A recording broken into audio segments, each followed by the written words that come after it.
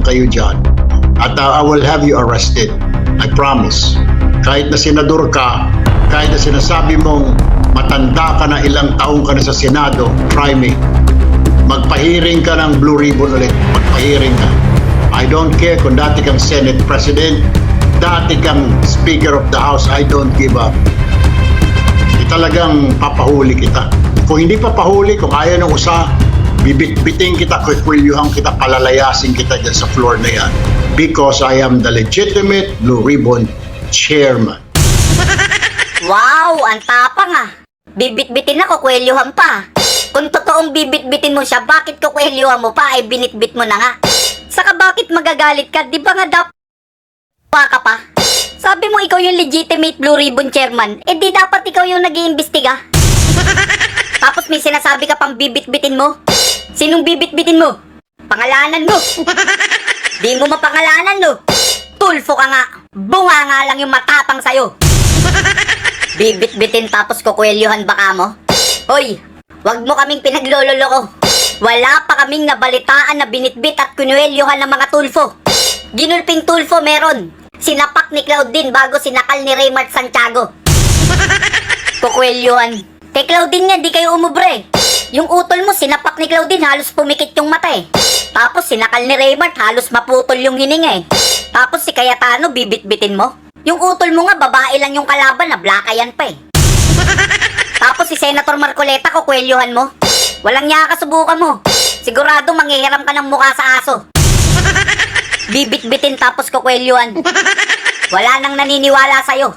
Yung tapang mo nandiyan lang sa bunganga mo. Katulad kay General Rolando Bautista, ganyan din sinabi mo. Sabi mo sasampalin mo siya pag nakita mo siya tapos ingungudgud mo siya sa inidoro. Itong Secretary Rolando Bautista, sino ba itong buang na ito? Pasensya na muna ano. Mas kinatao ka ni Pangulong Duterte, le-lecturean lang kita.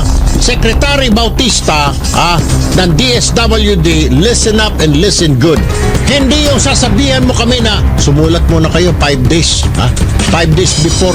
Sino ka bang punyeta ka na kailangan ko pang sumulat-sulat sa'yo?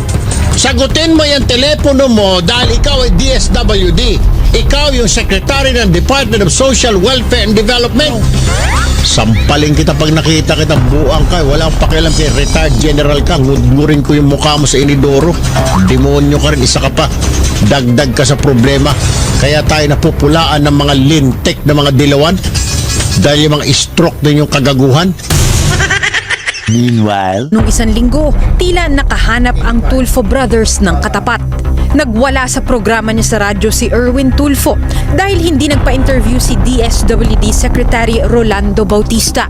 Paulit-ulit niyang minura si Bautista at tinawag na buwang at inutil. Pinagbantaan pa ni Tulfo si Bautista na sasampalin at ingungud-ngud ang muka sa inidoro. Ayon naman kay Raffy Tulfo, hinikayat niya ang kapatid niyang si Erwin na maglabas ng mas tapat na paghingi ng tawad kay Bautista. Humingi rin si Raffy ng paumanhin sa mga mahal sa buhay ni Bautista na nasaktan sa mga nasabi ng kanyang kapatid. Kanina, muling humingi ng tawad si Erwin kay Bautista. Sinungaling ka, kala ko ba sasampalin mo pag nagkita kayo? Tapos ingungudgud mo yung mukha sa inidoro. Iba yata yung ginawa mo. Sinungaling ka, lahat ng sinabi mo, kinain mo. Nung nagkita kayo, nagsorry ka, tapos kinamayan mo. Tapos ngayon sa Senado, mag-aangas ka na naman. Sasabihin mo, ikaw yung chairman, tapos hindi naman. Kasi kung ikaw talaga yung totoong Blue Ribbon Chairman, ibig sabihin lang wala kang kwentang chairman. Hindi mo na nga ginagawa yung trabaho mo, ikaw pa may ganang magalit dyan. Imbis na ikaw yung nangungunang mag-imbestiga, parang may gusto ka pang pagtakpan. Dapat ikaw yung binibit-bit tapos kinukwelyuhan. Ginagawa nila yung trabaho nila, dapat nga magpasalamat ka pa. Nagtatrabaho sila, nag-iimbestiga sila, inaalam nila kung sino yung may pakana. Ikaw, anong ginagawa mo? Wala. Ikaw tong walang ginagawa tapos magagalit ka pa? Bakit nga galit na galit ka ba? Ayaw mo bang malaman kung sino-sino yung dinidilivera ng pera? Bakit kasi iwas na iwas kayo sa flood control issue? Nakakapagtaka. Sabi mo ikaw yung Blue Ribbon Chairman, tapos yung investigation dinidelay mo pa. Sa June 8 naman daw. Langya. Yung issue na yan last year pa. Kung ikaw ang hawak ng Blue Ribbon, matutulad lang yan kay Lacson, walang kwenta. Di nyo napapansin? Iniipit nila yung oposisyon para yung liderato maagaw nila. Para yung mga sangkot sa flood control issue, kontrolado nila, manipulahin nila, pagtakpan nila, tapos babaliktarin nila. Ang kakasuhan nila yung 18 Marines pa. Mga demonyo, mga hudas talaga. Tapos galit-galitan ka pa? Nagagalit ka dahil nag-iimbestiga sila or nagagalit ka kasi mapuputukan ka? Or baka naman Sylvester, nagpapanik ka na? Nagagalit ka kasi nagpapanik ka na or nagpapanik ka na kasi kasabwat ka? Bali po, nakapag-deliver po ako doon kay Senator Erwin Tulfo ng 2 beses. Yung una po, 2 maleta, tapos yung pangalawa po, 6. Nasa 20 to 25. Okay, and then medium. Yung medium po, Ang medium ata yung 20 to 25, no? Tama ba? maliit po. Yung small po, Okay, tapos yung medium. nasa 40 to 50. Okay, so ang dineliver mo is from 60 to 70. Okay. Tapos yung pangalawang beses po, Your Honor, 6 na malita na po. 6 na gano'ng kalaki? Halo-halo po. Halo-halo na. Opo, So, Your Honor. Your Honor. even assuming small lahat, kung 6 sa 25, at least 150. No, at least. Oo. Yes, Saan ang first at saan yung second delivery? Dito sa may bahay niya po, Your Honor, dito sa Green Hills. Green Hills. Paano nyo alam na bahay niya yun? Tinanong ko po si Mark Tiksay. Sabi ko, Boss Mark, kaninong bahay po ba yun? Sabi niya kay Senator Erwin. So pagdating nyo doon, katulad ng kwento doon sa Ilocos, so may sumalubong, kinuha lang, pinapasok kayo, paanong... Bali po, Your Honor, si Mark po, tsaka si Boss Mark, si Mark Tiksay, tsaka yung contact doon sa bahay ni Senator Erwin, sila po yung nag-uusap niyan. Tapos pagdating po doon sa bahay, ibababa po namin yung mga malita, tapos ihatid doon sa loob. Yun naman pala eh. Kaya naman pala galit na galit sa investigation, guys. Na-deliveran daw pala ng mali-malit at iba't ibang size. May small, medium, grabe, halo-halo yung size. Dineliver sa bahay niya sa Green Hills. Not once, but twice. Kaya naman pala pilit mong inaagaw yung pagka-chairman. Yung pala putik, isa ka pala sa na-deliveran. Bali lumalabas ikaw yung pinakamaraming natanggap na maleta sa Senate. Kung si Tito Soto 5 maleta, ikaw 8, 8. Inutusan din daw ang mga sundalo na mag-deliver ng mga maleta ng pera sa opisina ni Senator Vicente Soto sa Baclaran. 5 large maleta daw na naglalaman ng tig-4 na po hanggang 70 milyong piso ang idiniliver nila kasama ang staff ni Saldico na sina Mark Tiksay at Paul Estrada. Naghati din daw sila ng pera kay Senator Erwin Tulfo noong congressman pa ito sa bahay niya sa Green Hills sa San Juan. Una silang nag-deliver ng 2 maleta at sunod ang 6 na magkakaibang size ng maleta. Biruin mo, tinalo mo pa yung pinakamatanda dyan, si Tito Soto. Sa sobrang gulang dyan na nagmenopause sa Senado. Biruin mo, Tito, sa tagal mo dyan sa Senado, wala ka nang nagawa, nagpa-deliver ka pa ng 5 maleta. Hindi small, hindi medium, kundi large pa. Tapos ikaw naman, Erwin, ang kapal ng mukha mo, kabago-bago mo lang sa Senado nagpa-deliver. Hindi ako nagsabi niyan, siya. Kung ako sa'yo, yung 18 Marines harapin mo na lang. Tapos sabihin mo yung natanggap mong maleta 7 lang. Bago ikanta mo sa hearing kung kaninong demonyo galing yan. Tapos mag-request ka kay Cayetano na gawin kang state witness na lang. Kaya pala yung utol mong si Rafi sa flood control issue, tameme. Tapos nakatanggap pa ng pinakamalaking flood control budget yung pamangkin mong lalaki. Tapos ginastos lang yung 6.7 million sa 2 gabi. Hindi ba maliwanag na pagnanakaw yan, pare? Pagkatapos makatanggap ng flood control budget, naglaklak sa Amerika buong gabi. Nung unang gabi, nagwaldas ng $42,000. Nung pangalawang gabi, nagwaldas ng $73,000. Inimbestigahan nyo ba yan? Hindi. Tapos sa'yo 8 maleta sa 2 delivery lang. Ibig sabihin yung mga Tulfo ganyang katindi. Tulad nung kay Rafi Tulfo, sa utol mo. Nung una talagang galit sa PCSO, yung issue sa loto. Galit na galit, nagsisisigaw sa Senado. Halos murahin si Mel Robles sa anomalya sa loto. Tapos biglang tinigil yung investigasyon pagkalipas ng ilang linggo. Ngayon sa social media, edited daw ito. Kasi meron pong balita, 30 million na po ang ininvest ng tropa ninyo para manalo doon sa 690 million na yan. Kung kinakailangan hanggang madaling araw tayo na alas 12 rito, Comsec, mag-ready ka nga ng mga kumot banig dyan. That is baseless, I would tell you. I'm sorry, but I think the figures will show Who that... are you to say it's baseless? Mr. Tuta, Chairman. wait a minute! Ngayon, nasa na yung investigasyon niya sa PCSO? Wala na. Pagalit-galit pa nung una, aatras din pala. Paano binati ni Lisa Marcos si Mel Robles nung birthday niya? Kaya yun, si Rapi Tulfo, napa-atras siya. Hi, Mel. Or should I say Melionario? Just wanted to wish you a happy 60th birthday. Naku, senior citizen ka na, ha? Dapat magpapayat ka na to be as sexy as Shay. We love you, Mel. I wish you all the best today and for the next 60th year. Big hug. Happy birthday. Thank you for everything you've done for me, my family, for my husband. Sama-sama tayo babago muli para maging milyonaryo.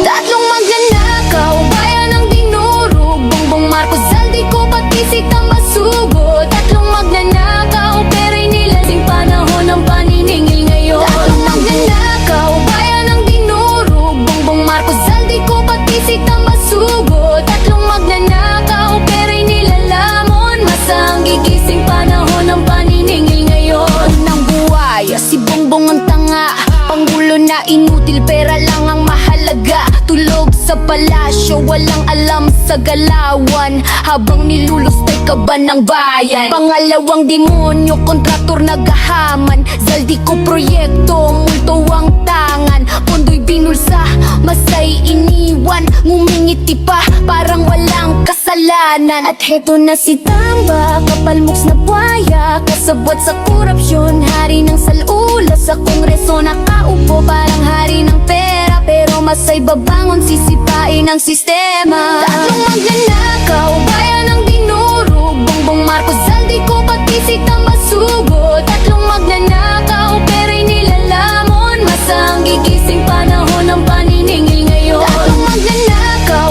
bayan ng dinurog, Bongbong Marcos, Zaldico, pati si Tamasugo. Tatlong magnanakaw, pera'y nilalamon, masang gigising, wala nang kawalan. Wala nang awala mga buhaya sa gobyerno. Bitayin nyo si Martin para makabawi tayo. Putulan ng kamay tapos ihagis sa impyerno. Kaso baka nakawan niya pati mga demonyo. Hanapin nyo si Saldi para sunod kay Martin. Iposa sa kamay, mga daliri ay putulin. Isapan nyo sa chopper, ihulog sa bangin. At bago nyo sunugin, 10 beses nyong bitayin. Hoy bangag na Bongbong, kasama ka punyeta. Ikaw ang pinakatanga, walang kakwenta-kwenta. Dapat sa'yo bitayin, pakain sa buhaya. Lahing magnanakaw, presidente na tanga. Pakain sa buhaya, lahing magnanakaw, presidente na tanga. Tatlong magnanakaw, bayan ng dinurog, Bongbong Marcos, Zaldico, pati si Tamasugo. Tatlong magnanakaw, pera'y nilalamon, masang gigising panahon ng paniningil ngayon. Tatlong magnanakaw, bayan ng dinurog, Bongbong Marcos, Zaldico, pati si Tamasugo. Tatlong magnanakaw, pera'y nilalamon, masang gigising panahon ng paniningil ngayon. Pinapalitan ng batas, parang laruan lang, mga mata nyo'y ginto. Kami bang ungot ng utang, pero boses ng kalsada'y wala ng araw-araw krisis. Sagot niya'y kabobohan, palpak ang plano, puro kasinungalingan. Habang masay hirap nagdurusa sa kalsada, siya'y nakangiti parang wala lang problema. Kontrabida ng progreso sa gabal sa hustisya. Nagmana ng korupsyon, dinagdagan pa ng dusa. Kontrabida ng progreso sa gabal sa hustisya. Nagmana ng korupsyon, dinagdagan pa ng dusa. Tatlong magnanakaw, bayan ng dinurog, Bongbong Marcos, Zaldico, pati si Tamasugo. Tatlong magnanakaw, pera'y nilalamon, masang gigising panahon ng paniningil ngayon. Tatlong magnanakaw, bayan ng dinurog, Bongbong Marcos, Zaldico, pati si Tamasugo. Tatlong magnanakaw, pera'y nilalamon, masang gigising panahon ng paniningil ngayon. Mga hari ng ng bulsa, nakangiti sa kamera. Masay nilulunod sa gutom at problema. Katawan namin pagod, dugo namin binigay. Pero kaban ng bayan sa bulsa nyo'y nakalagay. Mga matay nakapikit, kami di nyo nakikita. Ngunit galit ng tao'y apoy nasisikla bigla. Hoy, kawatan maririnig, ang tinig kaya'y mag-aalab. Di nyo kayang supilin. Kontrabida ng progreso sa gabal sa hustisya. Nagmana ng korupsyon, dinagdagan pa ng dusa. Kontrabida ng progreso sa gabal sa hustisya. Nagmana ng korupsyon, dinagdagan pa ng dusa. Tatlong magnanakaw, bayan ng dinurog. Bongbong Marcos, Zaldico, pati Sita Masugo. Tatlong magnanakaw, pera'y nilalamon. Masang gigising panahon ng paniningil ngayon. Tatlong magnanakaw, bayan ng dinurog. Bongbong Marcos, Zaldico, pati Sita Masugo. Tatlong magnanakaw, pera'y nilalamon. Masang gigising panahon ng paniningil ngayon. Mga demonyong magnanakaw, garapal mga halimaw. Sa laulan na ganid, mga dorobong puro nakaw. Balatan ng mga loko, bitayin pa ulit-ulit. At matapos na problema at wala nang makaulit. Kung hindi nyo bibitayin, para tayong mga gago na boboto, magnanakaw, boto tas magnanakaw. Parang gagong ulit-ulit, ganun lagi ang sistema. Tama ba ko o mali ka, o si Bongbong yung may tama? Kung saan-saan lang puro forma at drama. Walang malasakit, pati bansa'y pinaasa. Habang kurakot malayang kumikita, masay nagutom, kailan matatama? Magnanakaw, bayan ng dinurog. Bongbong Marcos, Zaldico, pati Sita Masugo. Tatlong magnanakaw, pera'y nilalamon. Masang gigising panahon ng paniningil ngayon. Tatlong magnanakaw, bayan ng dinurog. Bongbong Marcos, Zaldico, pati Sita Masugo. Tatlong magnanakaw, masang gigising panahon ng paniningil ngayon. Bitay, bitay, ikaw ng kalsada. Wakasan ng ganit, tapusin ang basura. Bitay, bitay, siya'y panawagan. Tatlong magnanakaw, dapat nang mapanagutan.